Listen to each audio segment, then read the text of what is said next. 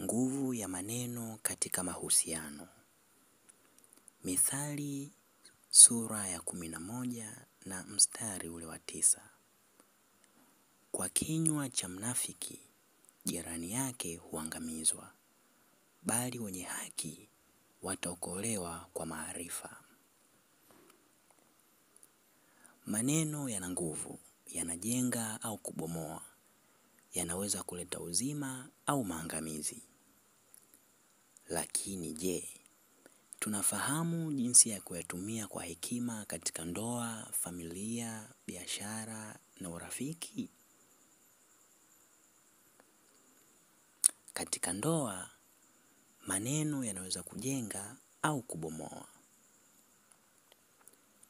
Ukaidi na maneno machafu vinaweza kuharibu ndoa, kuleta maumivu na hata kusababisha talaka. Maneno ya upendo na samahani huponya na kuimarisha ndoa. Mithali mlango wa 18 na aya ya 21. Mauti na uzima huwa katika uwezo wa ulimi. Katika ukoo, maneno yanaweza kuleta amani au migogoro. Uzushi na usingiziaji huharibu mahusiano ya kifamilia.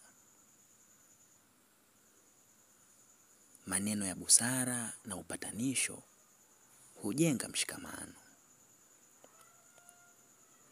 Katika biashara, uaminifu kwenye maneno ni muhimu. Uongo na ahadi hewa huharibu biashara na sifa ya mfanyabiashara. Ukweli na uaminifu hujenga mafanikio ya muda mrefu. Katika Mithali mlango wa 19 na mstari wa 14, nyumba na mali huja kwa urithi wa baba, bali mke mwenye busara mtu hupewa na Bwana. Katika urafiki, maneno yanaweza kujenga au kubomoa. Umbea na unafiki huleta mafarakano. Maneno yenye kutia moyo na uaminifu huimarisha urafiki wa kweli. Mithali mlango wa 17 na aya ya 17.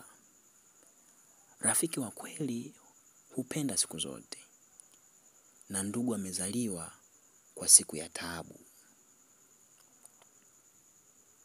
Hitimisho. Tuweke maarifa mbele. Ikiwa tunataka ndoa, familia, biashara na urafiki wetu vidumu, tutumie maneno kwa hekima. Badala ya kuharibu kwa vinywa vyetu, tumia maarifa na hekima ya Mungu kujenga mahusiano yenye nguvu. Asante kwa kutazama Biblia maishani mwetu. Kama umejifunza jambo jipya leo, usisahau kushiriki video hii na wengine. Tafadhali, bonyeza subscribe na washa kengele kwa mafunzo zaidi ya neno la Mungu.